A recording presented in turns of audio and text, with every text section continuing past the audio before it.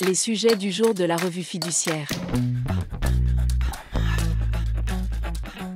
Premier sujet de notre JT. Accident du travail et télétravail.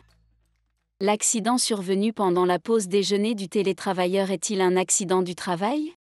Pour les juges de la Cour d'appel d'Amiens, la réponse est oui. En l'espèce, une salariée en télétravail a eu un accident en descendant les escaliers pour se rendre de son bureau situé au premier étage de sa maison à sa cuisine au rez-de-chaussée et y prendre son repas. La Cour d'appel s'est appuyée sur les horaires de travail instaurés par l'employeur, ceux-ci comportant des plages horaires fixes de travail allant de 9h à 13h30 et de 14h à 16h15. Et des plages variables allant de 7h30 à 9h pour l'arrivée, de 11h30 à 14h pour le déjeuner et de 16h15 à 19h pour le départ. Les juges du fond en ont déduit que l'accident était survenu pendant le temps du travail, la pause déjeuner étant prévue par l'employeur comme une plage horaire variable, 11h30 à 14h, laquelle est, selon eux, assimilable au temps de travail. La salariée n'avait donc pas interrompu son travail pour un motif personnel, de sorte qu'elle bénéficiait de la présomption d'accident du travail prévue par l'article L 1222-9 du Code du travail lorsqu'un accident survient sur le lieu où est exercé le télétravail et pendant l'exercice de l'activité professionnelle du télétravailleur. D'autres juges du fond n'ont toutefois pas la même position. Reste à savoir quelle serait la position de la Cour de cassation si elle avait l'occasion de se prononcer sur ce type d'affaires. Deuxième sujet de notre JT. Bilan contrasté de la saison touristique estivale 2024. C'est un bilan nuancé de la saison touristique estivale que la ministre déléguée démissionnaire chargée des entreprises, du tourisme et de la consommation, Olivia Grégoire, a présenté le 3 septembre dernier.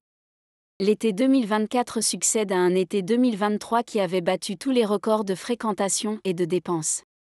Mais la saison qui vient de s'écouler doit être nuancée entre, d'une part, des territoires qui ont fortement bénéficié de l'effet Jeux olympiques, d'autre part, des zones impactées par l'évolution des comportements de consommation liés au pouvoir d'achat.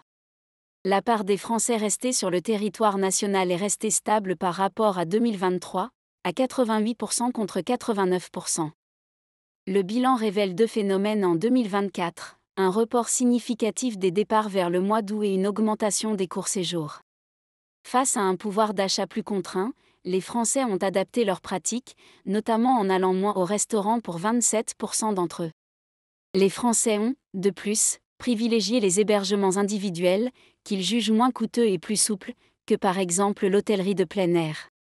Les Jeux olympiques ont, dans l'ensemble, attiré autant de touristes internationaux que 2023. Mais c'est la capitale qui en a bien entendu le plus profité, avec plus 13% de touristes étrangers sur la période olympique.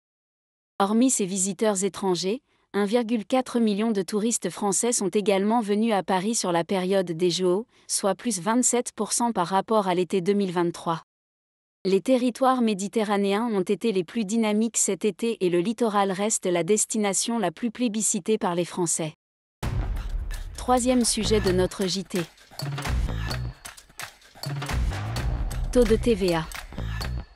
Le Conseil d'État a récemment jugé que les sushis frais, quel que soit leur conditionnement et leur lieu d'achat, doivent être considérés comme des produits préparés en vue d'une consommation immédiate.